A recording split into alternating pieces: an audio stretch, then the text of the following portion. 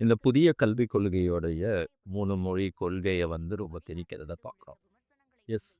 3 மொழியோ, இல்ல 4 மொழியோ, 5 மொழியோ நம்ம கத்துக்கிறதுனால, கண்டிப்பா குழந்தைங்களுடைய மூளை வளர்ச்சி, அறிவுத்திறன் வளர்ச்சி எல்லாம் மேம்படும் அப்படின்றதுல எந்த மாற்று கருத்தும் இல்ல.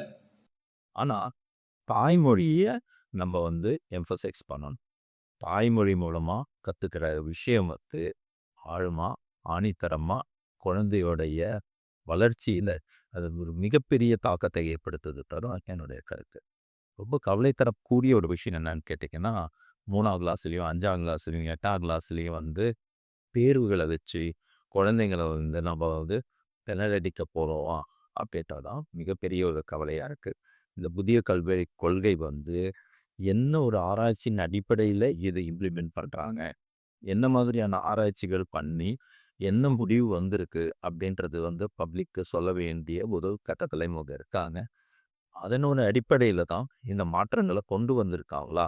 அப்படின்ற ஒரு கேள்விய பொதுமக்களாகிய நாம கேட்கிறோம்.